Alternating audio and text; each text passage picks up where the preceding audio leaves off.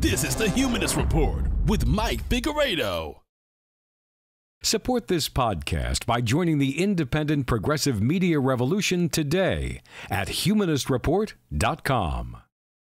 Welcome to the Humanist Report podcast. My name is Mike Figueredo, and this is the 106th episode of the program. Today is August 3rd, and before we get into the news, I want to take a moment to thank all of these kind individuals that decided to sign up to support us either through Patreon or PayPal. So this week we have Benjamin Reinhardt, C. Buck, Devin Kirsten, Dora Elizabeth Luna Rivera, Joshua Ray, Kim D. Luck, Nathan Russell, Rich Zito, Sean Wintz, and Stephanie Compton. So thank you so much to all of these individuals. Big shout outs to all of them. If you'd like to join the independent progressive media revolution and support the show, you can go to patreon.com/humanistreport or visit humanistreport.com. So on today's episode, we've got a lot of pretty lengthy stories. So first, the Democratic establishment and party loyalists are now outraged that progressives aren't lining up behind Kamala Harris.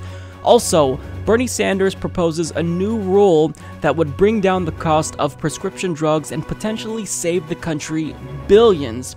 And on the topic of Bernie Sanders, his 2018 challenger has decided to abruptly quit. So I'll talk about that. Also, Cory Booker introduced a bill that could lead to nationwide marijuana legalization, and the Yes Men are back, and their newest prank victim is none other than the DNC. So I'll talk about that. Additionally, CNN's Jake Tapper spreads misinformation about single-payer healthcare, and Nancy Pelosi went on Fox News to defend the Democratic Party's Better Deal platform. And finally, in this episode, conservatives had a meltdown over a gay cartoon. Talk about triggered. So all of these topics will be covered in today's episode. Let's go ahead and jump right in. Hopefully you guys all enjoy the show. The Democratic Party's donors have already coalesced around Kamala Harris, and they want her to be the Democratic Party's presidential nominee in 2020, and they think that she can defeat Donald Trump. Now, the problem with party elites unilaterally trying to dictate who goes up against the Republican is that we've played this game before, and it doesn't end well for the party establishment. So obviously in 2016, the establishment tried to shove Hillary Clinton down our throats, and before we even had the chance to cast our votes for anyone, they decided that Hillary Clinton wasn't just the Democratic Party's nominee, but the next president of the United States. You can't do that anymore. You can't just say, well, Trump is bad and the Republicans are bad, so you have to vote for our candidate. You should have learned that we don't do that. It doesn't work that way. And some people who are a little bit more politically astute within the, at least, media establishment are noticing that you don't get to call the shots anymore if you're a Democratic Party elite. And if you want to win, if you are a Democrat that's serious about running for president, then you have to appeal to progressives. Now, in an article by Andrew Joyce of Mike titled Democratic Rising Star Kamala Harris Has a Bernie Land Problem, he recognized a problem that the donor class and centrist Democrats don't want to see. So he states, freshman Senator Kamala Harris has recently become the subject of much speculation about a potential 2020 presidential run. Several major news outlets have run feature-length profiles of Harris, and top Democratic donors are starting to coalesce around her as their preferred candidate to take on President Donald Trump. But not everyone on the progressive left is feeling Harris fever. And if the senator wants to win the Democratic presidential primary in 3 years, she'll have to start making inroads with a growing grassroots movement that remains highly skeptical of Harris's progressive bona fides. Nomiki Konst, a Bernie Sanders supporter who serves on the Democratic National Committee's Unity Commission, had 3 words for Democrats interested in Harris as a candidate. Follow the money. The Democrats will not win unless they address income inequality, no matter how they dress up their next candidate, Konst said. If that candidate is in bed with Wall Street, you may as well lay a tombstone out for the Democratic Party now. Voters are smart. They can follow the money. Kant's skepticism about Harris's alleged ties to Wall Street and insufficient commitment to populist economic issues reflect a broader trend among the residents of Bernieland. In a recent New York Times profile of Harris, another high-profile Sanders supporter, executive director of National Nurses United, Roseanne DeMoro, dismissed Harris' prospects as a progressive 2020 contender, saying she's not on our radar. There are reasons for the suspicions about Harris's fealty to big financial interests. Despite opposing the nomination of Treasury Secretary and former Wall Street titan Steve Mnuchin in a previous life as California Attorney General, Harris was criticized for essentially letting Mnuchin's bank off the hook during the foreclosure crisis. In 2013, prosecutors in her office drafted a memo that claimed they had uncovered evidence suggestive of widespread misconduct at Mnuchin's One West Bank. According to The Intercept's David Dayan, who first reported the memo, those prosecutors recommended Harris file a civil enforcement action against the bank. Instead, Harris did nothing. Later, it was revealed that Harris was the only 2016 Democratic Senate candidate to receive a donation from Mnuchin. So even though we don't know much about Kamala Harris with respect to policy, she's proven time and again that donors influence her decisions, and there's a reason why the Democratic Party's donors are so excited about Kamala Harris, because presumably they found their next big puppet. You know, Hillary Clinton and the Clintons in general served the Democratic Party elite class for so long, and now that Hillary Clinton lost, they're looking for their next puppet. Now, of course, in response to this article, there has been mass outrage by neoliberals and Democratic Party loyalists, or, otherwise known as hacks, who don't like the fact that we are skeptical about Kamala Harris. Neera Tanden tweeted, "So odd, no, that these folks have it in for Kamala Harris and Cory Booker. So Sarah Lerner tweets that, "I've noticed a certain segment of the left feels threatened when women start to outshine other leaders." And she's probably referring to Bernie Sanders. And she states Hillary, Maxine, Kamala, Nancy, Elizabeth, etc. But they totally vote for a woman, just not that woman. Now, Andy Zeisler states, 2016, I totally vote for a woman, just not Hillary Clinton. 2017, I totally vote for a woman, but not this one either. Now, Peter Dowd tweeted out, to anyone who wonders why I continue to criticize Bernie and his diehards, they're already trying to damage a rising Democratic Party star. Joanne Reed also just dismissed the article altogether because it apparently quoted alt-left activists. And I don't know what that means, but because they quoted alt-left activists, then we shouldn't listen to what they have to say. Now, Brian Fallon, who was part of Hillary Clinton's 2016 campaign, states, if you are attacking Harris right now, the problem is you, not her. Okay, nobody's attacking Kamala Harris. Nobody. We're not saying, fuck Kamala Harris. Nobody's said that thus far. We're saying we're skeptical of Kamala Harris, one, because for some reason the donor class are lining up behind Kamala Harris, and that raises a lot of red flags in our heads. And furthermore, she hasn't done anything to prove to us that she's progressive. What little we know about Kamala Harris thus far is problematic. So, I'm sorry, but nobody's attacking her. By questioning her, we're being objective. We're saying, look, if you want to run for president, prove to us that you have a reason other than the Democratic Party's donors think you should run. Now, this notion that progressives are sexist is idiotic for a multitude of reasons. First of all, we already voted for a woman. I voted for Jill Stein. Many progressives voted for Jill Stein. So this notion that we are unwilling to vote for a woman just because of the female gender is something that makes us uncomfortable. It's bullshit. We voted for Jill Stein. And we have more female rising stars than the neoliberals have, including Tulsi Gabbard, Elizabeth Warren, Nina Turner, Amy Villeda, Paula Swearengin, Cori Bush, Alexandria Ocasio-Cortez, Sarah Smith, Adrienne Bell. I mean, these are just some of the more widely known progressives that are cultivating a huge following within the progressive community, but yet they're claiming that we're sexist and we don't like Kamala Harris and Hillary Clinton because we're sexist, when that's bullshit. You are really dumb, for real. Now, to be fair, Kamala Harris doesn't seem as bad as Hillary Clinton, just in terms of, the sheer level of corruption, but that's a really, really low bar. And besides her refusal to prosecute Steve Mnuchin, presumably because he paid her not to, there's many reasons why progressives just aren't that into Kamala Harris at least thus far. So when she was California's Attorney General, she spent a lot of political capital trying to block a transgender inmate from undergoing gender reassignment surgery. Now, according to the Washington Blade, Harris penned a 29-page request to the Ninth Circuit Court of Appeals to put a stay on the procedure, stating there is no evidence that irreversible treatment is immediately necessary before this appeal can be heard, and the factual record can be fully developed in a proceeding on remand.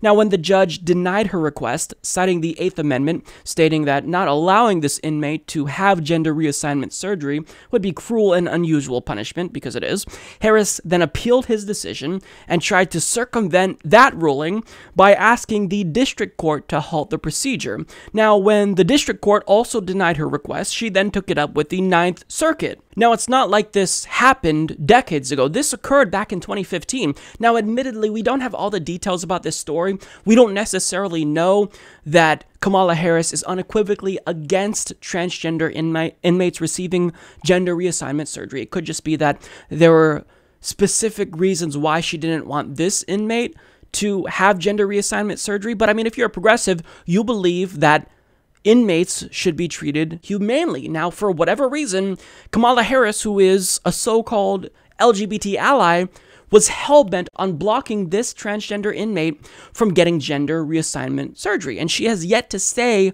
why, or at least substantively, why she was against this so vocally, and why she risked damaging her credibility among the LGBT community in California to stop this person from having gender reassignment surgery. So for someone that claims to be an ally to the LGBT community, this doesn't seem like something an ally would do. Now, furthermore, for someone who talks about the need for criminal justice reform, treating prisoners humanely is a crucial component of criminal justice reform. Now, on another really important issue to progressives, single payer, she's often given credit for being in support of a Medicare for All system, but we don't actually know where she stands on this particular issue. She stated before that she believes healthcare is a right, but this is a line used by even people like Nancy Pelosi and Tom Perez and Ruben Kihuen, all of which are corporate Democrats that aren't just opposed to single payer, but they're actively fighting against it. So she doesn't get credit for being in support of a Medicare for All system when she only states now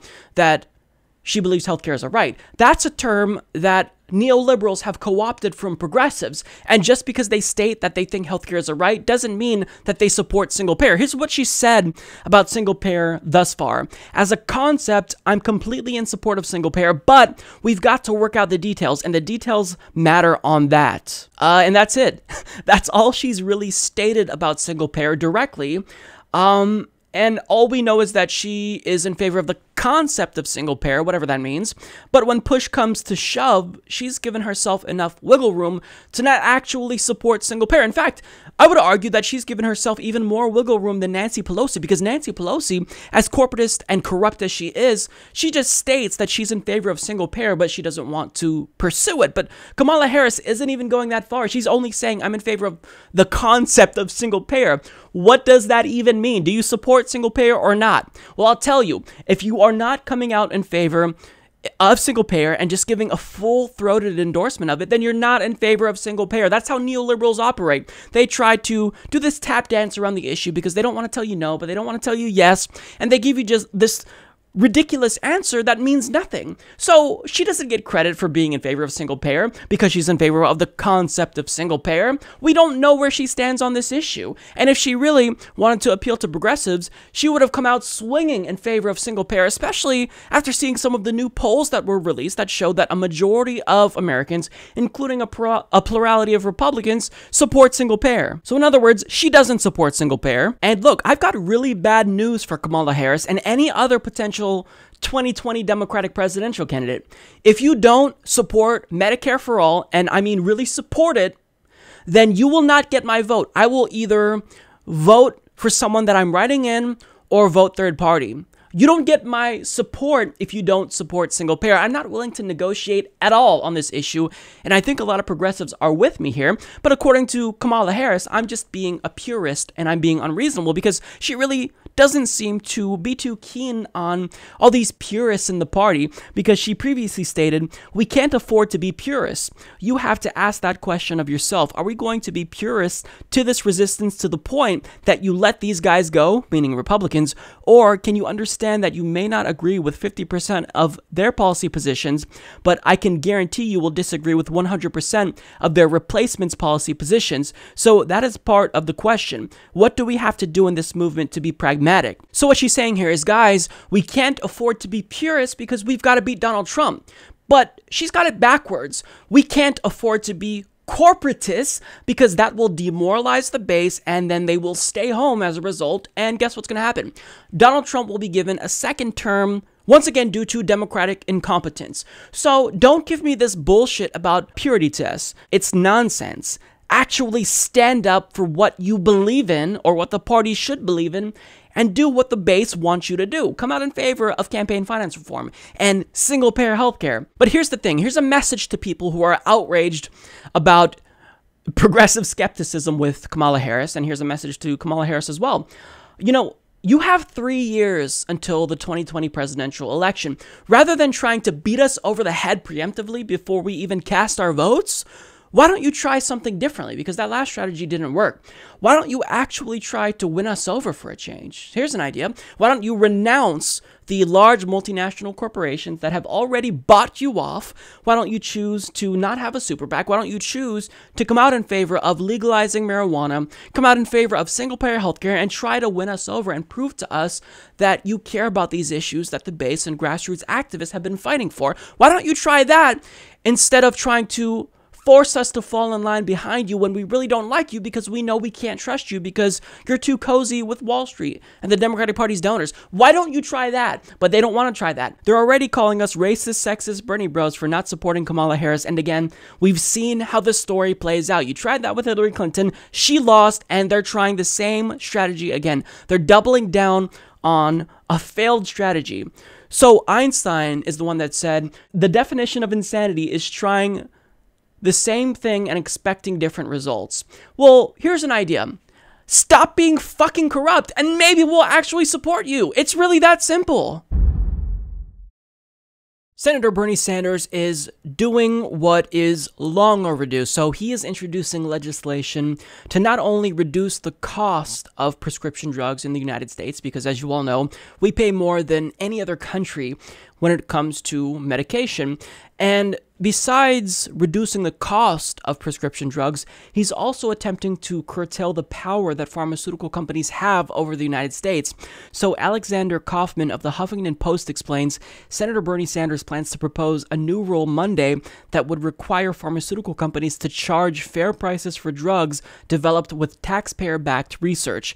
The rule, introduced as an amendment to the 1938 Federal Food, Drug, and Cosmetic Act, would force federal agencies and federally funded nonprofits, such as research universities, to secure a reasonable pricing agreement from a manufacturer before granting it exclusive rights to make drugs, vaccines, or other healthcare products. The bill is Sanders' latest attempt to stop the Department of Defense from awarding drug maker Sanofi Pasteur an exclusive license to produce a Zika vaccine developed over the past year by the United States Army. The mosquito-borne virus is sexually transmitted and causes devastating birth defects. The Center for Disease Control and Prevention recorded 181 cases in U.S. states this year alone, with another 532 reported in U.S. territories such as Puerto Rico and the U.S. Virgin Islands. Sanders' bill faces dim prospects of becoming law. The deep-pocketed pharmaceutical industry has cultivated powerful allies in both parties, despite Democrats' recently released platform taking aim at drug prices. In January, 13 Democrats joined 39 Republicans to vote down a bill designed to lower prescription drug prices. Among them was Senator Cory Booker, a rising star in the party with potential 2020 presidential ambitions, who said during an NPR interview last month that he put a pause on fundraising from drug companies because it arouses so much criticism. He later joined onto a joint effort with Sanders to support the import of lower-cost prescription drugs from from overseas. So to me, this legislation is just common sense. There's really no reason to oppose it unless you're just a shill for the pharmaceutical industry and have been bought off, because if there's only one company that has the exclusive rights to manufacture a particular drug, then we need to make sure we do everything to prevent them from extorting consumers and even extorting governments, because we've seen from various reports that Big Pharma is literally trying to blackmail governments, and they're basically saying, look, if you don't accept the cost increase that we are imposing on you, then we're just not going to sell you the drug, and your citizens who need it will die. So that's basically the way that they're playing this game. So if we can curtail the power that they have, then we should be doing that. And really, having the ability to import drugs from not just Canada, but even Mexico would be a game changer for people who depend on these drugs. But look, don't take my word for it. So David Sirota of the International Business Times reports that CBO estimates that the change would in total reduce federal government drug spending by more than $6.8 billion over 10 years, including a reduction of $5.1 billion in direct spending and roughly $1.7 billion in increased revenue. Under existing law, drug makers are permitted to produce pharmaceuticals abroad and then import them into the United States, where on average, they charge Americans the highest prices for medicines in the world. However, while drug makers themselves are allowed to import medicines, current law prohibits U.S. consumers and pharmaceutical wholesalers from doing so, even when the same medicines are sold at much lower prices abroad. So this is huge. This is really huge. And it's absolutely something that we need to pass. But of course, I'm sure that you won't be surprised to know that there are not just Republicans, but also Democrats who are currently trying to fight Bernie Sanders on this particular bill. And the last time the government intervened to try to curtail the costs of prescription drugs, George H.W. Bush was president, so that was a very long time ago. And towards the end of Clinton's last term in office in 2000, when Democrats proposed the bill that would actually allow us to import drugs from other countries, like Bernie Sanders did, Bill Clinton decided to kill it. And can you take a guess at what his reasoning was? Well, we can't import drugs from Canada, because how are we going to know that, they're safe? We can't sacrifice our stringent regulatory standards for lower prices. That's the argument. Sorry, but I don't believe that Canada's regulatory standards are less stringent than ours. If anything, they're probably better. So look, this bill is long overdue, and I really want you guys to do something here. I want you to pay attention to the politicians that support it and don't support it, because I would argue that, it's probably the case that if they don't support this bill, it's because they've taken a large amount of contributions from pharmaceutical companies, both domestic and international. So again, I want to emphasize that there's no good reason to oppose this bill unless you've been bought off, unless you are a shill for the pharmaceutical industry. So in proposing this bill, Bernie Sanders isn't just fighting for us, but he's really making a lot of Republicans and Democrats show their cards.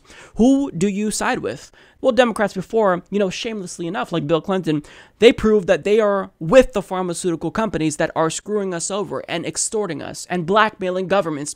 But now we're paying attention more so than ever before. So if Democratic senators and House members oppose this legislation, and Republicans do, we'll know where you stand, and best believe we will be doing everything we can to kick you out of office. We recently learned that Bernie Sanders is facing a challenger in 2018. Now, his opponent is actually pretty outspoken. His name is John Svitavsky, and he is an avowed Hillary Clinton loyalist, and he's running almost an exclusively anti-Bernie Sanders platform. So in a recent segment of the show, we talked about what we knew about John, and he refers to Bernie Sanders as bank fraud Bernie, and he thinks that the FBI's investigation into Bernie Sanders' wife should disqualify him from office, although he was a vocal supporter of Hillary Clinton, who was under investigation during her presidential campaign, so I don't need to point out the hypocrisy there. But he also blames Bernie Sanders for Donald Trump, and he also lambasts Bernie Sanders for being a celebrity. And like other Clintonistas, he's also implying that Bernie Sanders, of course, is sexist, and he tweeted out a link to a blog that claims that Bernie Sanders has a terrible attitude towards women. So, like other Democrats, he's using identity politics to smear Bernie Sanders, and he's implying heavily that Bernie Sanders is a sexist. But, I'm actually glad that John brought up identity politics, because I have some questions for John about identity politics for himself. So I'm wondering why, if he cares so much about women, why he's against abortion, because he actually made a post about his disagreement with Hillary Clinton on this particular issue. And also in 2016, he made overtly transphobic comments saying, quote, "So if a ladyboy in high school wants to shower with the girls, we'll just take his word for it?" And in 2015, he stated that he disagrees with homosexuality. He also defended Billy Graham, who is an anti-gay televangelist, when Graham spoke out against the, quote, "in-your-face" portion of the gay rights movement. But that's not all. He also referred to Ben Carson, Herman Cain, and Condoleezza Rice as, quote, Oreos. And when it comes to Condoleezza Rice, he actually stated that she, quote, "should be arrested, tried fairly, then hung by the neck till she dies and rots in hell, and so shall it will be, for justice will be done when she stands before God and Jesus, unless she repents, confesses, turns and humbles herself before him." Now, of course, after learning all of these awful things about John, I concluded that he was an unhinged joke of a candidate that had no chance of winning, because he, everything about him, it just didn't seem like he was a serious actor. There was no campaign infrastructure. He had no website for his campaign. I mean, there was just nothing, no effort there. And all he would do was tweet out mean things about Bernie. So I couldn't see how there was any way he had a chance. And now, not too long after we learned about John Svitavsky, he made this announcement via Twitter about his campaign. So as of August 1st of 2017, at exactly 11:23 a.m., John announced that he is dropping out of the race, stating the Svitavsky campaign is terminated. And he has since renamed his campaign's official Twitter page Hillary 2020. That's really sad. That's really, really sad. Look, even if you are a Hillary Clinton loyalist and you love Hillary Clinton, to want her to run in 2020 makes no sense if you claim to be as opposed to Trump as you actually are, because Hillary Clinton already lost to Donald Trump, and recent polls show that she would still lose to Donald Trump if you could rehold the election again. So that makes no sense to me whatsoever. But of course, after he made this announcement, the internet took the time to respond in the way, the internet typically responds to things that are funny. They mocked him relentlessly. And I just want to, take a moment here and scroll through all of these responses to his announcement. I mean, I don't think there was one, response that was showing support to John. All of the replies were just memes. And again, I really want to take a moment to commend all of the memes here, because they were on point. I love each and every single one of them. And I mean, if you watch the show, I love good memes, right? And I think that the responses here, the memes just propelled them to a new level. So, I mean, they range from funny to amazing in terms of the responses. I think it's safe to say that his campaign has kind of become a meme in its own right. And it's not just Twitter. I mean, prior to this announcement, his campaign, anytime they'd make a post on Facebook, there would be a ton of responses with just memes making fun of him because he plays Cookie Jam a lot. And one patriot posted this photo on his page, on basically every single post that he made, titled, "What to do with your Hillary? 1. Unwrap your Hillary. 2. Moisten your Hillary with a water-based lubricant, such as KY jelly. 3. 3. Lie on your left side and bend your knee towards your chest. Gently push your Hillary into the rectum deep enough that it will not come out." And he posted this on everything. Yeah. So I mean, even though clearly I didn't support the campaign of John Svitavsky, without him we wouldn't get the memes and the hilarity that ensued from this jokester, so wow. So look, here's what I'll say to John. If you're watching this, John, Even though your attempt to primary Bernie Sanders failed, and your campaign was just overtaken by memes, look, taking on the most popular politician in the country is no small task, so I can at least commend you on being brave enough to do that. But this is, a message not just for you, John, but for other people. If you want to run for Congress, I mean, you've got to have a message. You've got to have a reason to run. You can't just have a campaign that was catalyzed exclusively because you hate a particular politician. I mean, I dislike a lot of politicians, but there are policy differences that I have that makes me opposed to their campaign. So, I mean, if you're going to run, you've got to have a reason to run. The American people have got to believe that you are willing to stand up and fight for them. But John didn't give us anything to believe that he cared, nor did he give us anything to make us believe that he was a serious actor. I mean, he just was running on, I hate Bernie Sanders, he is bank fraud Bernie, he's a celebrity, and the people of Vermont deserve better, even though, I mean, he gets elected with these ridiculously wide margins. So, I will say this, since John went back to being a private citizen again, I think that we should leave him alone. No more memes. Just let him be. Let him enjoy his life. I honestly hold no ill will towards John, and I really mean that, honestly. So, I mean, I don't know if we're ever going to hear from John again, but if not, look, I truly wish you nothing but the best. I think that politically, you need to think about whether or not you care more about policies or politicians, and it really seems to me that you care more about politicians like Hillary Clinton. You support her no matter what, even though on your Facebook page you voiced disagreements with her in the past. So, I mean, look, just really, and this goes to all Clinton supporters, think about the policies and why you really support someone. So, I wish John nothing but the best. If you want to challenge Bernie Sanders, you're really going to have to be on your game, and John certainly was not on his game.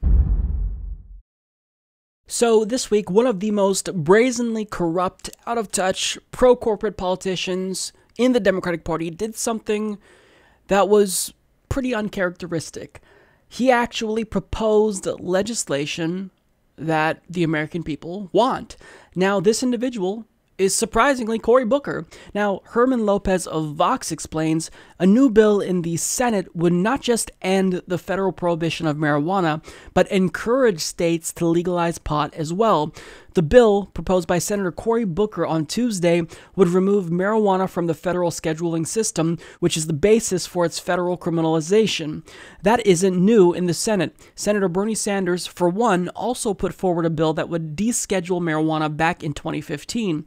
Where Booker's bill goes further is it actively encourages states to legalize cannabis. Specifically, the bill leverages federal funds to incentivize legalization in states that have enforced laws against marijuana in a way that disproportionately impacts low-income people and people of color, a category that includes virtually every state. A 2015 report from the Sentencing Project, for one, estimated that Black Americans are 3.7 times as likely to be arrested for marijuana possession as their white counterparts, but only 1.3 times as likely to use pot. The measure addresses two layers of prohibition. Under current federal law, pot remains illegal even in states that have legalized, creating big barriers to states that have legalized, including restrictions on business tax deductions and access to banking. But whether marijuana is legal, decriminalized, or illegal at the state or local level is decided through state or local law, meaning that a city or state could conceivably keep marijuana illegal even if the federal government removes all its own restrictions.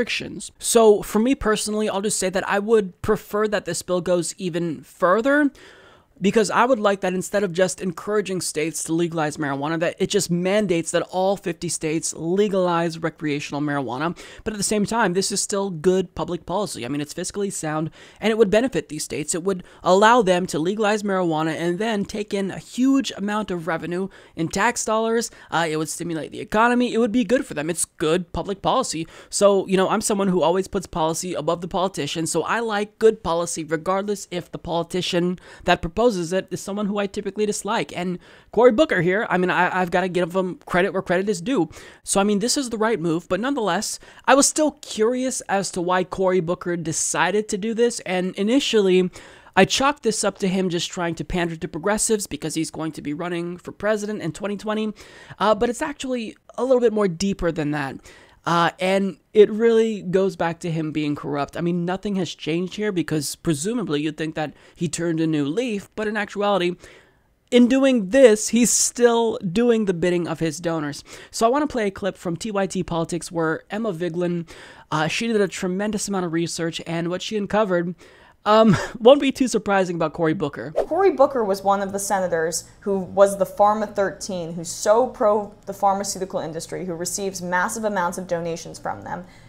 And now he's flipped and is wanting marijuana to be legal throughout the entire country. So I looked into it a little bit further, and I saw this.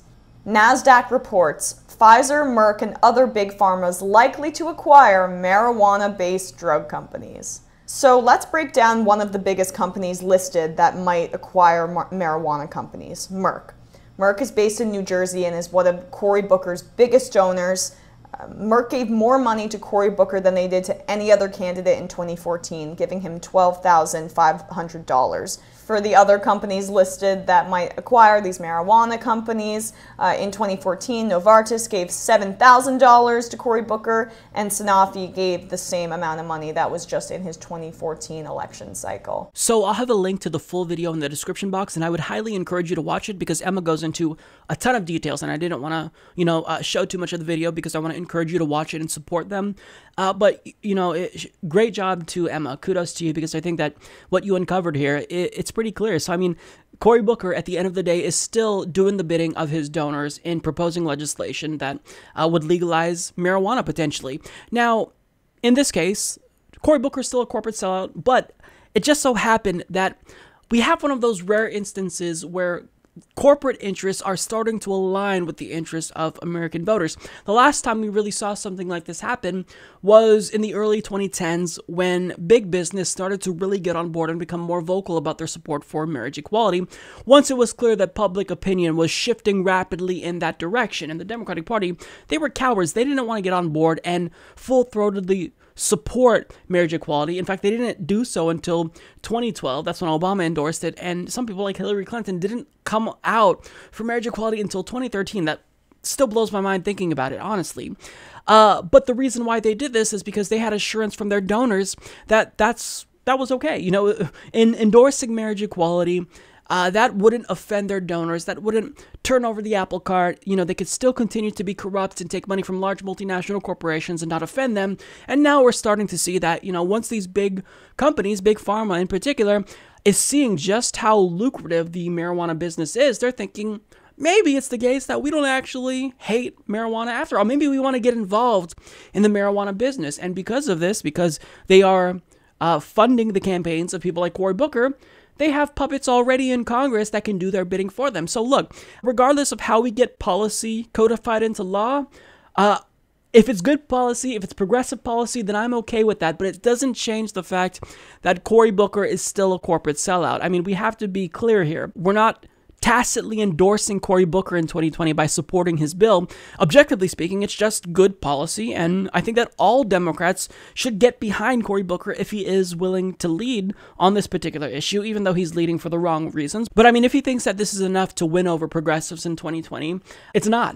I mean, if you truly want to win us over, then you've got to denounce all of your corporate donors. You got to swear to not take any money from super PACs, and you've got to actually campaign and raise money exclusively through grassroots methods so we know that you're not bought off.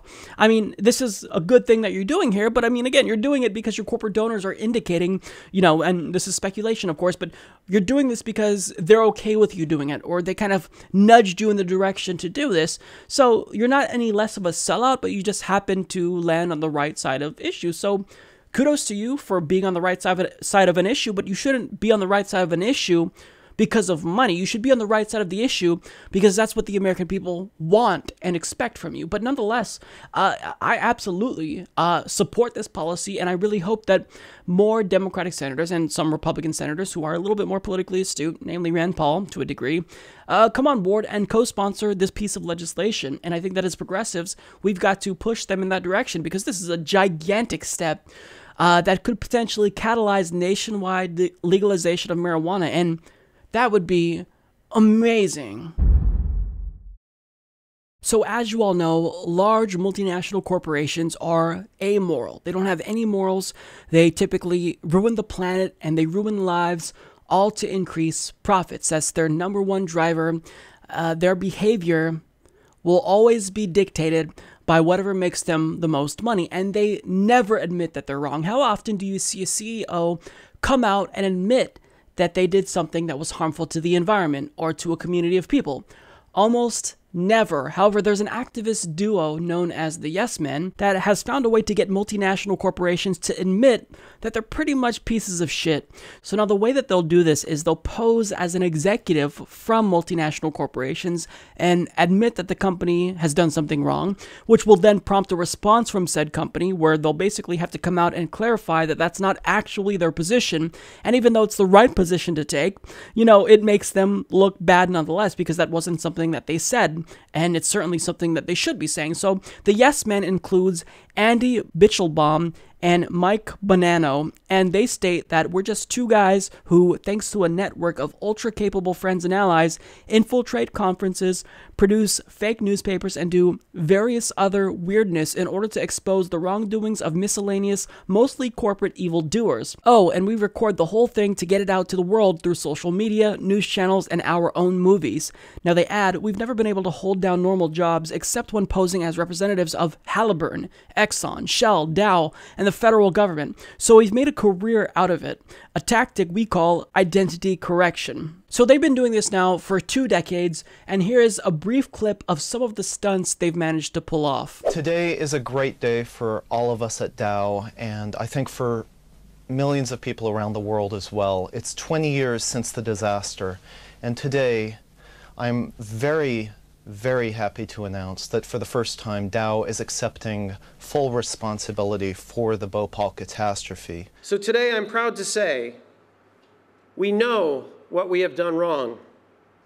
In the next 2 years, we will be undergoing an extensive review of our past operations and fully disclosing all of our problems. So I love this because in pretending to be an executive from Dow or Shell, they'll come out, hold a press conference, or go on to the news and apologize as the company and say, look, we're changing the way that we do business, and that makes the company look like shit. Because they'll have to come out and say, no, we're actually not changing the way that we do business and we're not actually issuing an apology. And it just makes them look awful. And it's such a creative way to hold them accountable and expose the wrongdoing of large multinational corporations. Now, the reason why I'm talking about the Yes Men on the show is because they're back. And they have a brand new victim who they are exposing. And this time, it is the DNC. So at Politicon, one of the Yes Men posed as a DNC representative that was responding to criticism about the Democratic Party's recently announced Better Deal platform. And in response, said that, they've been doing these studies to figure out what the party or what voters of the party wants. And they've decided that voters are, in fact, in favor of progressive policies, and the party is going to go in a new direction. As Senator Schumer said last week, when you lose to somebody who has 40% popularity, you've got to take a good, strong look in the mirror and ask yourself what happened. And I want to add that even more importantly than that, you want to ask what you can do differently next time so as to win. And so that is what we've done. Back in December, we started a series of town halls and focus groups to determine what voters across the political spectrum needed and wanted, and what we had failed to provide. And we did that in order to understand how we could address those concerns in the future and win elections as we once did. We found that a solid majority of Americans wanted universal government-sponsored health care, and even almost half of all Republicans did. A majority wanted stronger unions, again, across the political spectrum, especially workers, but everyone. 2/3 of Americans wanted tuition-free college. Non-interventionism was very popular. As we know, a number of Trump voters voted that way because of his promises to keep us out of conflicts. Almost everyone in our survey and in the polls thinks that Wall Street has way too much influence, and many people said they would get rid of corporate lobbying altogether. Once we had understood these concerns that we had failed to address, we began to look at how we could do so in the future. And that's when we realized we couldn't. Our hands were tied, in large part because of our donors. Medicare for all would be a disaster for the insurance companies and pharmaceutical companies who are very important donors to our party. They loved Obamacare, which, however, did not lower costs. And Medicare for all, which would, these companies did not like quite as much. Strong unions would be horrible for many of our friends in the management community. The schools that almost all of us hail from might not take so well to the idea of tuition-free colleges, which would bite into some of their profits. It would be pretty hard for military contractors to give up the $400 billion that flows their way, in part stimulated by foreign interventions. And as for preventing corporations from lobbying in government or providing public financing of elections, it's hard to imagine that any of our donors would like that very much. So that was absolutely brilliant. And to see the reactions, on people's faces in the audience, you know that they were taken aback by what he said there, because that's something that the DNC would never admit. I mean, they would never admit that we can't actually represent the people because we have to serve the interests of our corporate donors. So to hear him say that and to see their reactions, I mean, it was just golden. So now the DNC representative talked about what they're going to do differently going forward after he made this statement. And specifically, this is what the party would be doing and fighting for. Starting today, the Democratic Party is going to serve the people once again by fighting for what people need and want, and that therefore win elections. And to begin doing that, we're going to aim to outlaw corporate lobbying in government, and we're going to fight for the public financing of elections. That's what the DNC takeback is all about, because better just isn't good enough. Now, besides that, he talked about how the DNC was supposedly embracing a wholly progressive platform that not just includes Medicare for all, but includes even universal basic income, which they never support. So the things that he was proposing was awesome. And he began to take questions from the audience, and the question of campaign finance came up. And he talked about money in politics in a way that someone from the DNC would never talk about it. Among our biggest donors are the insurance and pharmaceutical companies. And we recognize that we could not offer a popular vote-winning, election-winning solution without the stopping of taking donations from these donors. And Christine Pelosi in February proposed a measure to refuse corporate donations to the DNC, to make it impossible to donate as a corporation to the DNC. We also need to go further than that. It's not enough for the party to refuse donations. We have to actually prevent lobbying in government. Now, it's a form of institutionalized corruption that practically no other developed nation in the world has. Lobbying in government should be illegal. It should be illegal for the largest corporations to have an outsized influence on the people that we want to represent us. We need to hear what policies are bad and what policies have worked and what, and have an actual conversation with the absence or the relative absence of some of the voices that have been in this conversation too loudly. There have been a number of voices that have had megaphones. It's like a megaphone at a party. A cocktail party with a giant megaphone, one guy with a megaphone. You don't really want that. We got to take that megaphone away so we can all talk.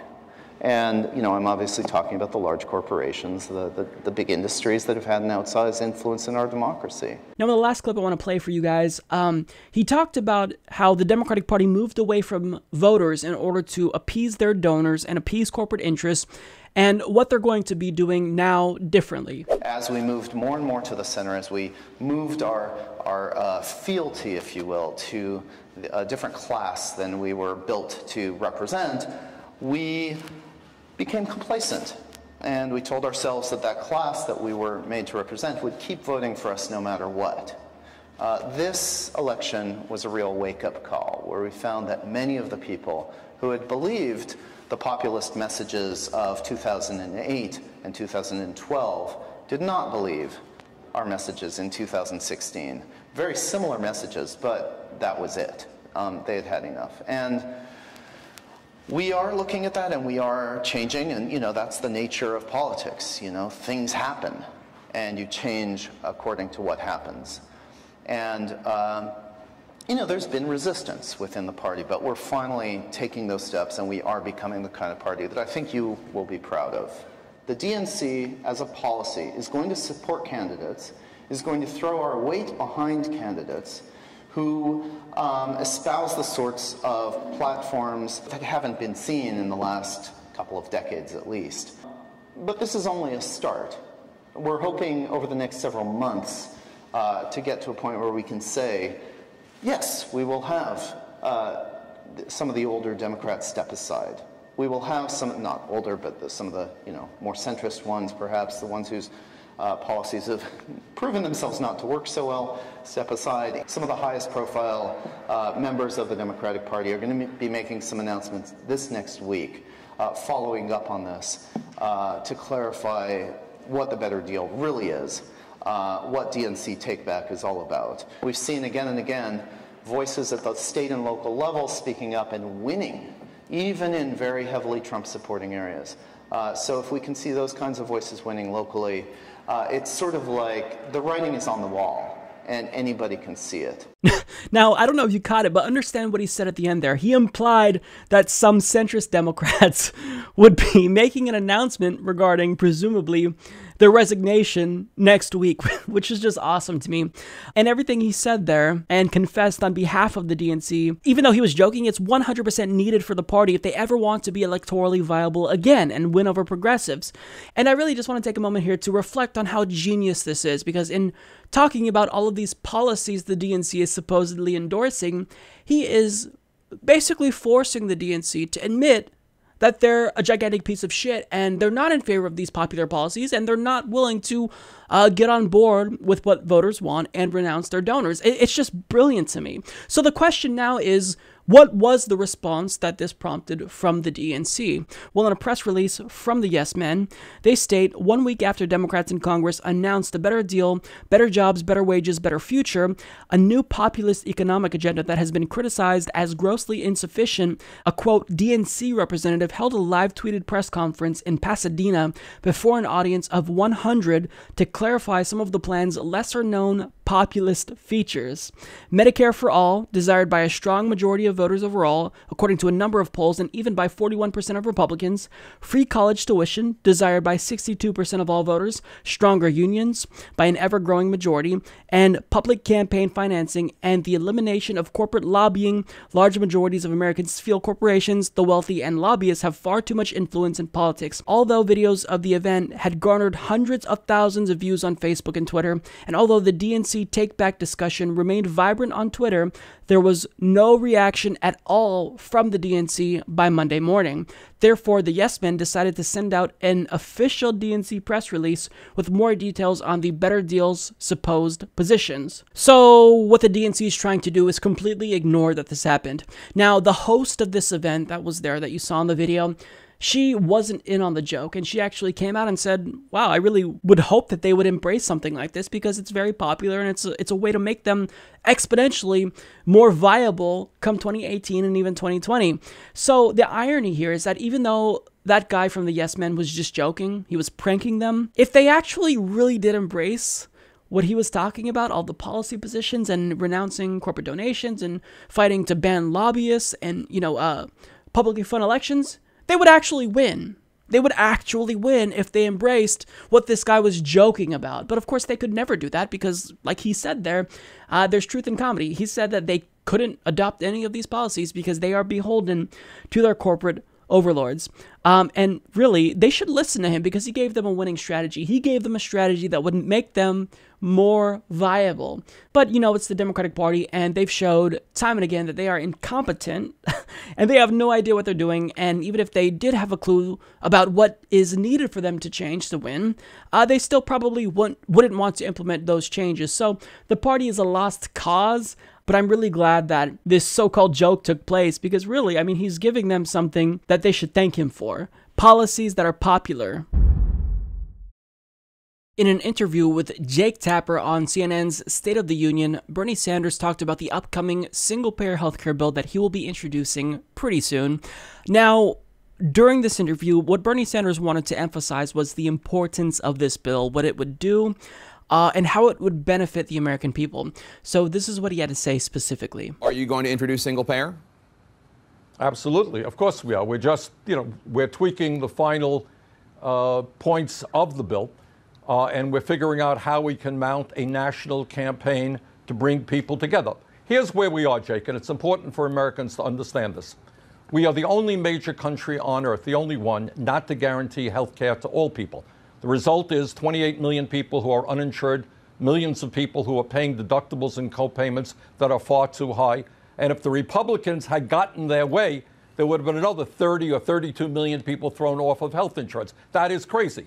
What we should do is move in the direction of every other major country, guarantee health care to all people as a right, not a privilege. Second thing you got to do is ask ourselves a very simple question, which my Republican friends and the president does not. Why is it that in America, per capita, we are spending far, far more on health care than do the people of any other country? Why are we paying by far the highest prices in the world for prescription drugs compared to people all over the world? Those are the issues we've got to tackle. And I think the answer is pretty obvious.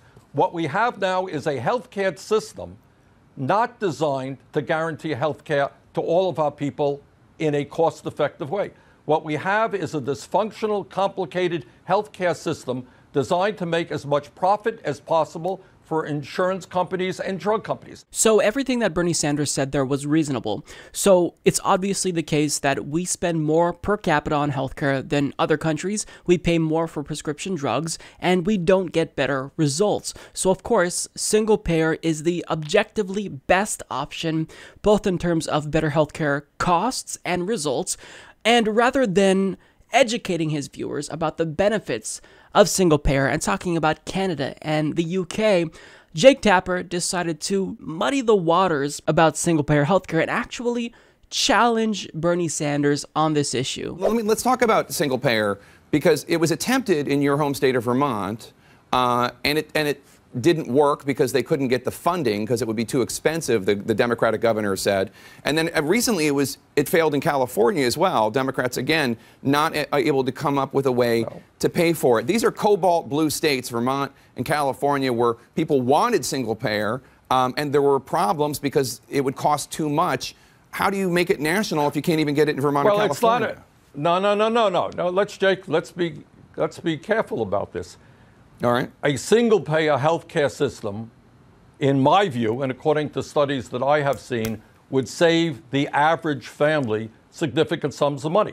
And what Republicans sometimes do is confuse the issue, and they say, well, you're going to pay more in taxes. What they forget to tell you is that if you are a family of four, now paying $15,000 or $20,000 a year in private health insurance, you're not going to be paying that at all. Once again, if you look at Canada's single-payer healthcare system, per capita, their costs are far, far less than the United States. If you look at the UK, if you look at countries around the world, all of which have different approaches to a national healthcare system, in every instance, they are spending substantially less per capita than we spend in the United States, substantially less for prescription drugs.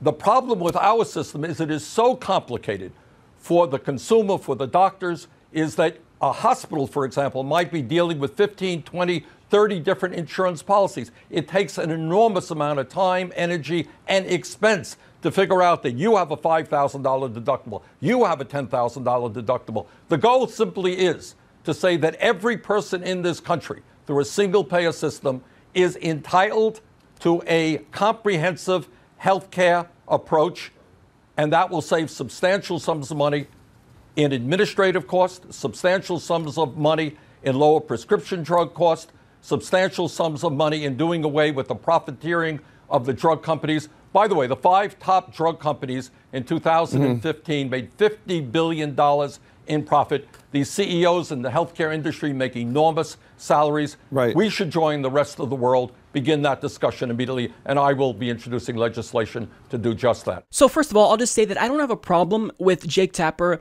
challenging Bernie Sanders or even challenging the idea of single payer, even though it's a fact that it's the best option, objectively speaking.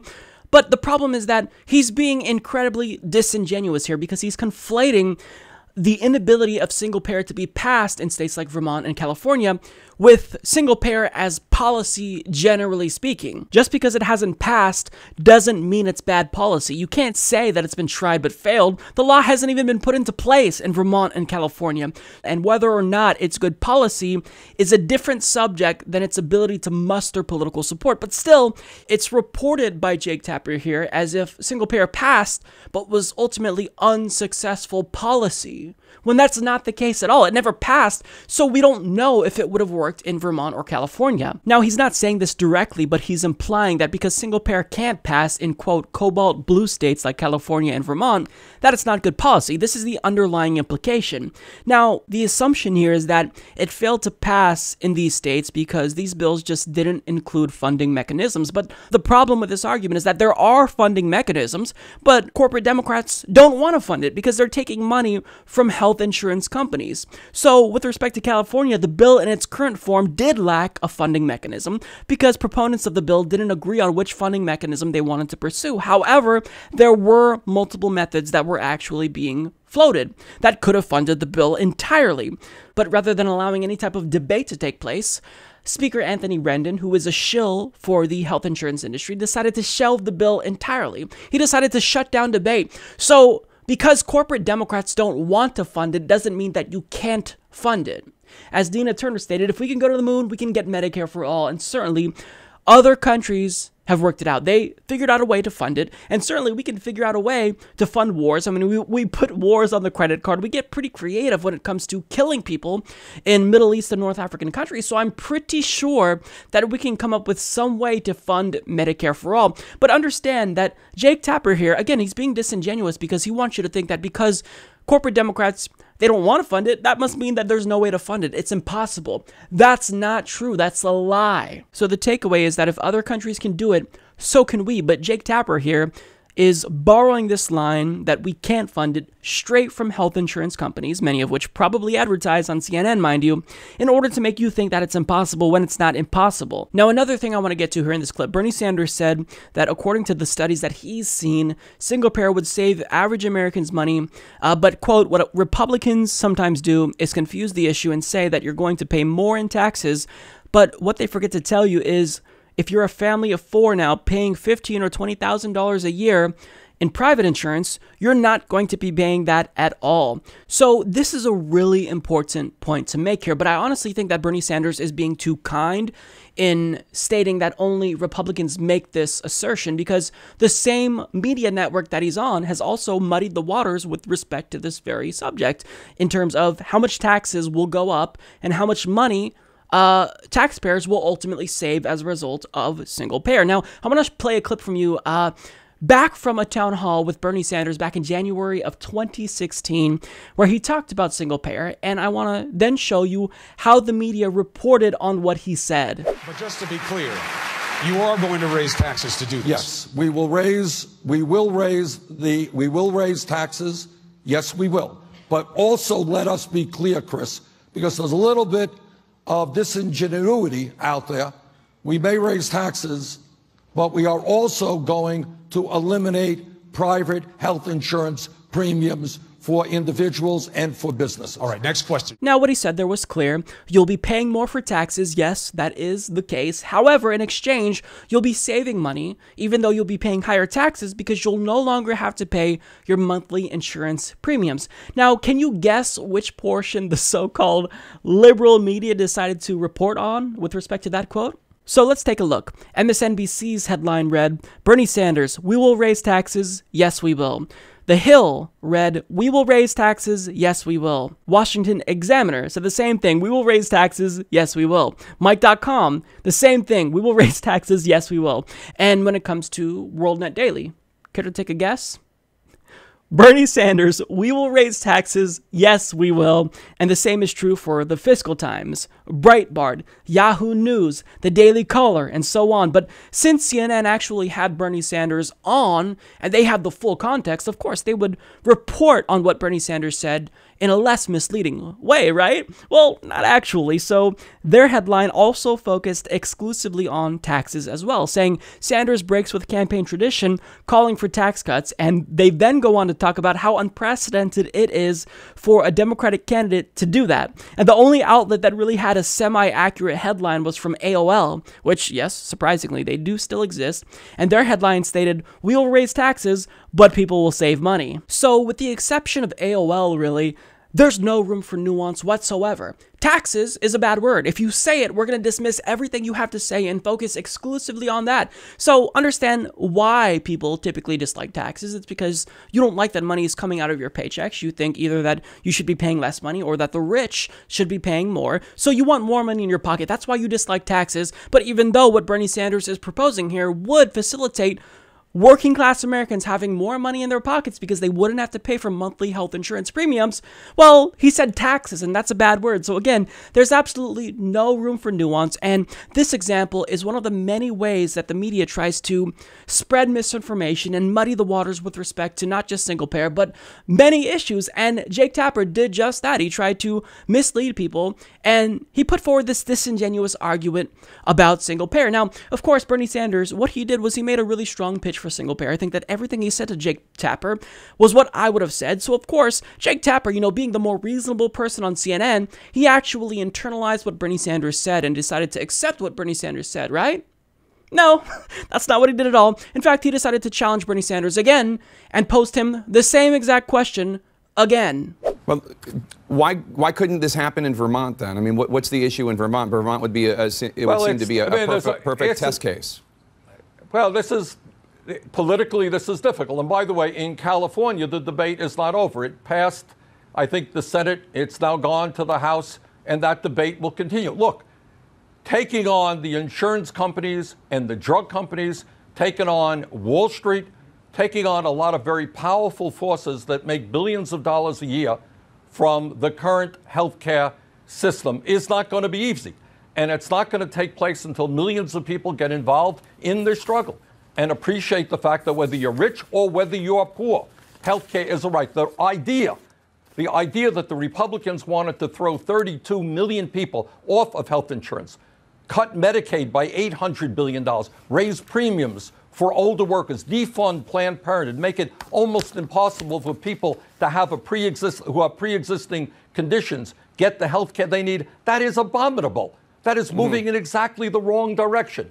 So we need a serious discussion about a serious issue, and I believe at the end of the day, the American people will conclude that Medicare for all, Medicare is working now for people 65 or older. Let's expand it to everyone. So again, Bernie Sanders was spot on, and Jake Tapper here, he's being very disingenuous. He's doing the agenda of the network, specifically the advertisers of the network, and he doesn't want single payer because that would affect the bottom line, it'd affect more than the bottom line of health insurance companies. This threatens them existentially, right? So he doesn't want single payer, and this is one of the ways that the media tries to mislead the public about single payer, but you need to be cognizant of their tactics and how misleading they are. But again, we shouldn't be surprised. Yes, it is the case that Jake Tapper is probably one of the better anchors on CNN, but at the end of the day, a propaganda outlet is going to do what it does best: spread propaganda and mislead the American people. Last week on the show, we talked about the Democratic Party's so-called New Deal platform, which in actuality is mediocre at best. But nonetheless, the party, in spite of criticism it's received, they've chosen to stand by it. And in an interview with Chris Wallace on Fox News, Nancy Pelosi tried to explain just how beneficial this better deal actually is. And of course, she brought up the better deal, even though she was asked something entirely different. The Democratic leader in the Senate, Chuck Schumer, said something interesting the other day, and I want to ask you about it. We're going to put it on the screen. When you lose to somebody who has 40% popularity, you don't blame other things, Comey, Russia, you blame yourself. So what did we do wrong? People didn't know what we stood for, just that we were against Trump, and still believe that. We're going to get to your new agenda in a minute, but I want to ask you the specific question. Do you agree with Senator Schumer that Russia and Comey were not what beat Hillary Clinton? Well, I think that they had an influence. There's absolutely no question about that. But when you have a campaign, you're responsible for your campaign. I don't even want to go into that. I do want to go into our better deal. Okay, let me ask you. I'm going to ask you about it because Democrats put out a new agenda this week called a better deal. Let's put some of it up on the screen. You call for higher wages, lower prescription drug costs, as you just said, job training, infrastructure.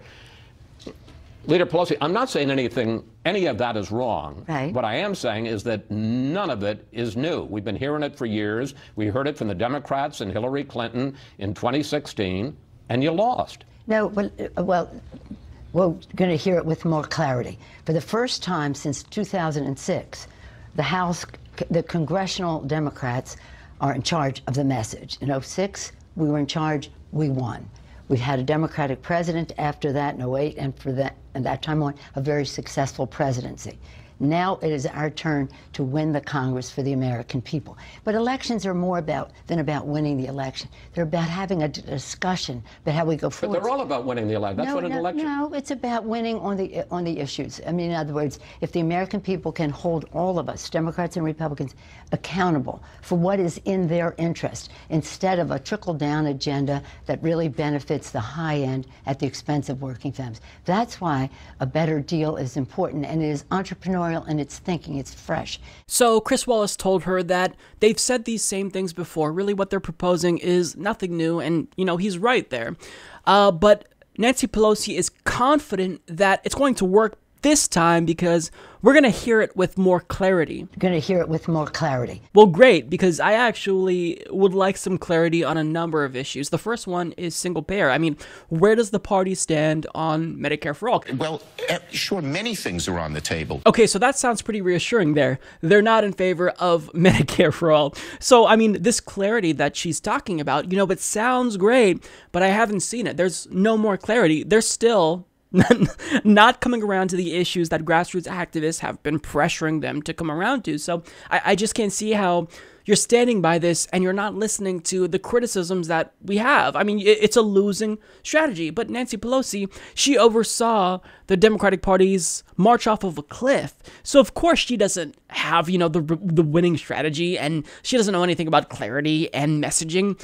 But I want to talk about one other thing that she said here that was pretty important. So she stated, it's about winning on the issues because it's not about winning. So, in other words, if the American people can hold all of us, Democrats and Republicans, accountable, what is in their interest instead of a trickle-down agenda that really benefits the high end at the expense of working families. That's why a better deal is important.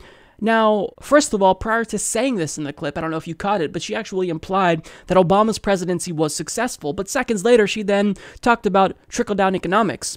Obama did that, Nancy. Obama did just that. Democrats did that. Hillary Clinton argued for trickle-down economics in the midst of her 2016 presidential campaign. So voters know that they've gotten a shitty deal under Democrats, and that's not going to change. Hence why they don't bother to come out and vote for Democrats.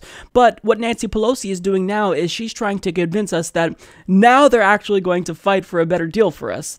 And that she wants us to hold them accountable when we've been trying to do that, and they've just been ignoring us. I mean, we want you to support single payer, but you refuse to support single payer. We want you to get on board with tuition-free public colleges and universities, and you refuse to do that. So, I mean, if you want us to hold you accountable, then listen to what we're saying and take what we're saying and internalize it and change based on what we're saying. I mean, all you have to do is look at public opinion polls to see where the country is headed. I mean, we are in favor of legalizing marijuana in all 50 states. We're in favor of Medicare for all, but the party has not full-throatedly endorsed any of these policies. Why not?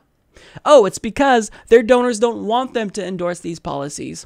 So I think it's hilarious that she talks about how she wants us to hold them accountable, but I mean, they've given us every indication that they hate it when we hold them accountable and they don't listen to us. And on this subject of a better deal, the working class didn't get a very good deal under Obama because all of the income gains over the last several years went to the 1%. Now, furthermore, under the Democratic Party's so-called better deal, if you're a woman, you're really not going to be getting a better deal. In fact, you're going to be getting a shittier deal. And you heard me right. The party that claims to care about women, who always talks about equal pay, well, they're choosing to abandon a core issue of the party because they have opened the door for another rightward shift, but this time on the issue of abortion. So The Hill reports that Democrats will not withhold financial support for candidates who oppose abortion rights, the chairman of the party's campaign arm in the House said in an interview with The Hill.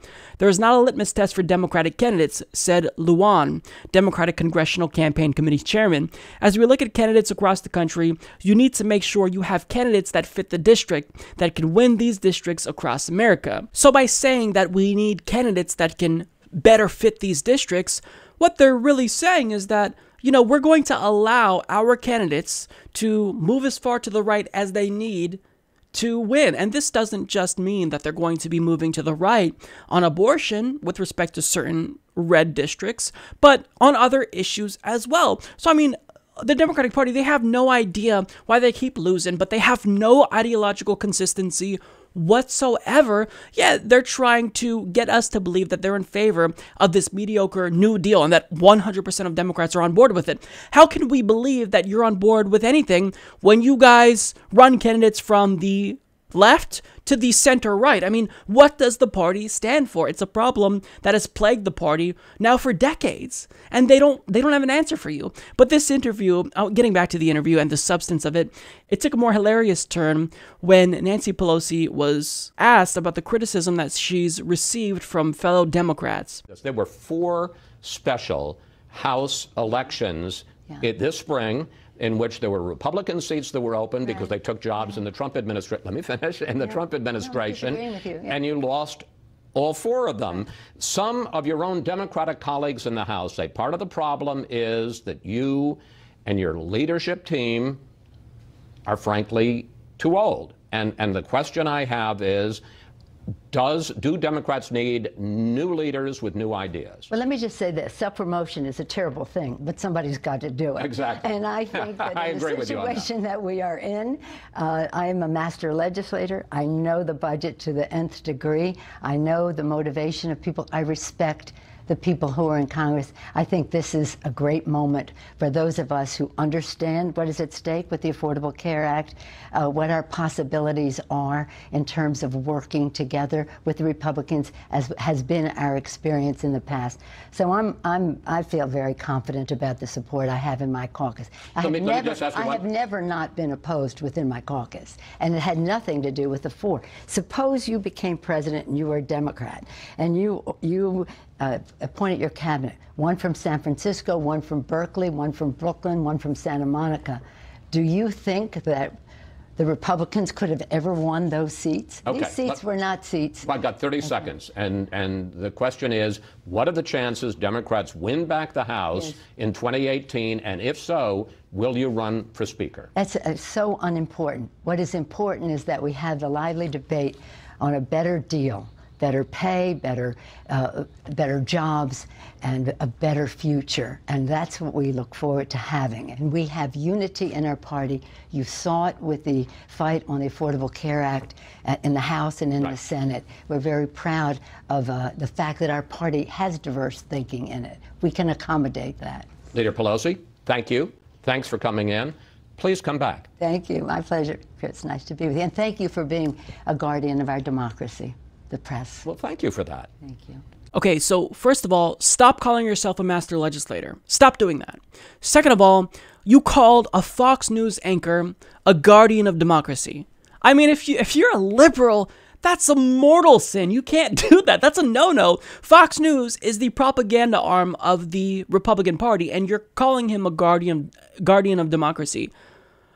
Jesus Christ, Nancy. And of course, nothing she said here was substantive, and all she could do was pivot back to the shitty slogan that the Democratic Party came up with, ripping off Papa John's, and of course, she fucked it up, kind of. So, the takeaway here is that Nancy Pelosi, she's just a complete lost cause. There's no sense in trying to get her to change her mind, even though she wants you to hold her accountable, or says she does, because Nancy Pelosi doesn't know her asshole from her elbow. She's clueless. She's lost. She has no idea what the party needs to do to actually appeal to voters. So the only way to actually affect change And to stop Nancy Pelosi is to just kick her out of Congress. So if you go to jaffyforcongress.com, you can contribute to a real progressive. And he absolutely has my stamp of approval. I've endorsed Stephen Jaffy, who of course is Nancy Pelosi's challenger in 2018. And I can very confidently say that he would be a phenomenal member of Congress. And when you juxtapose someone like Stephen Jaffy, who's a true progressive who actually wants to fight for the people, against the corporate Democrat, at least on, the issue of Medicare for all, the difference is very clear. So let's recall how Chuck Schumer responded to the idea of Medicare for all. Well, sure, many things are on the table. And when Nancy Pelosi was asked about it, this was her response. A lot of Americans still want to see changes to the healthcare system in America. Of course. Do you feel like the move for Democrats now is to make single payer a plank in the 2018 platform? No. I don't. Now, here's how Stephen Jaffy responded when I asked him if he would co-sponsor John Conyers' single-payer bill. Before we move on to campaign finance, so just so that way viewers are clear, you would co-sponsor HR 676 if you were elected? I don't know the numbers. That's John Conyers' bill, I think it is. Correct, John Conyers' yes, bill. Absolutely. Excellent, yes, excellent. Yes, my one-word answer is either take your pick, yes or absolutely. So, after watching Nancy Pelosi and Chuck Schumer completely botch the question on Medicare for all, and seeing how Stephen Jaffy, a real progressive, answers the question, there's no competition. The choice is clear. You can have someone like Stephen Jaffy who cares about you, or someone like Nancy Pelosi who doesn't give a shit about you. So this better deal that the Democratic Party is offering you, it's not a better deal. It's the same deal that they've been giving you, which is nothing. Crumbs at anything if we're lucky. So, it's not a better deal. It's the same shit in different packaging. They just want you to believe that the party has changed when they haven't changed, and they're not going to change. The only way to affect change is to kick them out of office, and you could do that by helping the progressive campaigns of their challengers like Stephen Jaffy. So I want to tell you about a couple of students from the Ringling College of Art. Their names are Beth David and Esteban Bravo, and they completed a project as part of their studies. And their project entailed them creating a 4-minute short film featuring a kid that had a crush on another kid. But, trigger warning, the kid in this film was gay.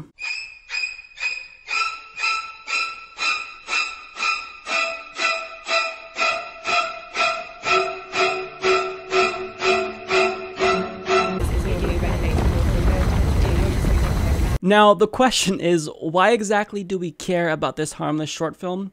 Well, this film went viral, and it caused conservatives to lose their fucking shit. And when I say they lost their shit, they lost it. Now, the portion of conservatives I'm referring to, they're not libertarians. They are who I like to call right-wing SJWs, or social injustice warriors, because even though they like to lambaste left-wingers, SJWs on college campuses, like we all do, for getting triggered too easily, they do the same thing. They get just as easily offended, but perhaps by dumber things. They're offended by a cartoon. So now, of course, there is a plethora of examples that you could find on the internet of butthurt that was caused by this particular film. But we're going to focus on Huffington Post, because you would think that, with a liberal publication like Huffington Post, you wouldn't see too much pushback from their readership, but that's not really the case. So in a Facebook post, they shared one of the articles that was written about their short film titled, "In a Heartbeat is the gay animated love story we've been waiting for." But apparently, their viewers weren't too excited about it. One of the top comments read, "I just think it's funny how the gay community will talk about dealing with bullying and name-calling because of their sexuality, but as soon as someone disagrees with them, they start bashing and name-calling. Makes sense." Now, of course, you couldn't really find much name-calling in here because all of the conservative anti-gay comments were upvoted to the top, but really what they're talking about here, the bullying on behalf of LGBT people, comes from us calling them bigots when they make bigoted statements. So that's bullying to them. Calling them an asshole when they're being an asshole is bullying. Makes sense. Now, other comments iterated the same sentiment. "No, sicken me to my stomach, more like it. Just more propaganda being used to recruit kids into choosing the gay lifestyle. Knowing your community can only grow through recruitment, the LGBT community does all it can to influence the minds of children. Sick, perverse, godless scum. Stop brainwashing kids' minds, sick bastards." Ew, come on, why are kids gotta be exposed to this? I'm not against people being gay, but animation is clearly a ploy towards kids. I mean, seriously, we wonder why kids dress and behave the way most kids do now. People need to be more responsible with what they post. Trying to normalize homosexuality to children? Despicable! Let them be kids unburdened by lust and sin. What the fuck? Why animated? Brainwashing kids. It's gay propaganda. Let kids grow up to make up their own mind. Brainwashing at a young age. Wow, the intolerant sodomites and liberals are seriously getting unhinged when you go against their perverse agenda. Insist it's a birth defect, yet you cannot provide a shred of scientific evidence of that. They need Jesus. What an emotionally sick story. The mentally deranged are over the limit of my tolerance. Always gotta make everything gay. Pedophile movie. Hey, old school Democrats, this is what your party has been turned into, a movement that pushes the gay agenda on our children. Are you proud of that? Cartoons about homosexuality? Let it sink in. Your vote promotes this. But to be fair, they weren't all bad, and one of the comments managed to muster quite a bit of upvotes on this thread, if you will, that basically stated everything I was thinking. So this poster said, I, along with many other gays my age, had nothing but 120-minute straight animated films available to us as children, Aladdin, Little Mermaid, and I still grew up to be lesbian as fuck. I highly doubt a 4-minute animated film will turn all your children homo. That's not what it's about. Yeah, and really that's exactly it. If you really could recruit someone into a certain type of lifestyle, then I'm pretty sure I would have turned out to be straight because I had straight parents. I also had 4 older siblings, 2 brothers and 2 sisters, all of which thoroughly heterosexual, and yet me, for some reason, even though I was brainwashed into the straight lifestyle, I turned out to be as queer as a $3 bill. Why is that the case? It's almost as if we don't choose what we turn into when we're older. We're born a certain way, and that's the way it is. And furthermore, even if we could choose, what's the big deal? Who cares? Get over it. So I mean, this is just one of many examples that show, even though we do have a problem on the left with SJWs trying to stifle free speech on college campuses because they get triggered too easily by stupid benign things, right-wingers are just as easily triggered by perhaps even dumber things. A gay cartoon caused them to have a complete meltdown, and we're supposed to take them seriously? We're supposed to take them serious as actors who actually care about bettering the country? If you truly are politically minded, if you care about any types of policies, then why don't you move on from these social issues, identity politics, and focus on the policy issues that really do affect your life? I mean, why are you harping on something that society clearly has moved on from? You know, certainly with respect to the US. Why? Why dwell on this? It's so stupid. Nobody cares. I don't care if you're gay. I don't care if you're straight. I don't care if you tattoo all of your skin green and choose to live as a frog person. I don't give a fuck. What I care about is the policy ideals that I want implemented into law. And if you're a conservative, why isn't it the same thing just with respect to opposite policies? Why are you choosing to dwell on dumb shit? And really, yes, again, I want to restate here that left-wing SJWs on college campuses, they're a problem. But the difference is that they're mocked by the left and the right, you know? They're mocked by everyone and they have no institutional power. Whereas right-wing SJWs, they have all the power. They're in control of all branches of government right now. So it seems like for every left-wing SJW that is triggered easily and calling for safe spaces on college campuses, there's about 10 more right-wing SJWs that are just as easily triggered by something even dumber. So here's something that I want to propose to those of you, against SJWs on the left and the right. How about this? How about we all come together and agree to stop losing our minds over the most dumb, benign, banal, nonsensical shit? How about that? How about we focus on things that really matter? Because getting outraged over a gay cartoon, I mean, how does that serve you? Your kids aren't going to be recruited into any type of lifestyle. As a gay person, I don't give a shit if your kids are gay. Just raise them to not be an asshole. That's all I care about. So, this made me laugh quite a bit. But, at the same time, even though it's humorous, it's still pretty sad because you think that we made a lot of progress, but really there's still a lot of people that are holding the country back, being triggered by a cartoon. Again, I mean, of all the things to worry about, if a cartoon is high on your list of priorities, then you've got issues. Thank you so much for being a Humanist Report viewer. As usual, I've got to send a huge thank you to the Patreon patrons and the PayPal contributors. And just thank you all so much for helping out the show and supporting independent media, because that is incredibly important in an age where large multinational corporations have full control of our cable news networks. It's unacceptable. So we have to fight back, and this is one way to do it. So thank you all so much for being part of that effort. And hopefully this episode didn't suck too bad, because in Portland, Oregon, it's over 100 degrees today, and there's no AC in this room. The lights are shining on me, and I feel like my brain is melting, so I don't even know if what I said made any sense today. So if the episode is shit, I apologize in advance for that. I'm going to have to watch it back and try to finesse it. But yeah, anyways, I'll see you all next week. Take care.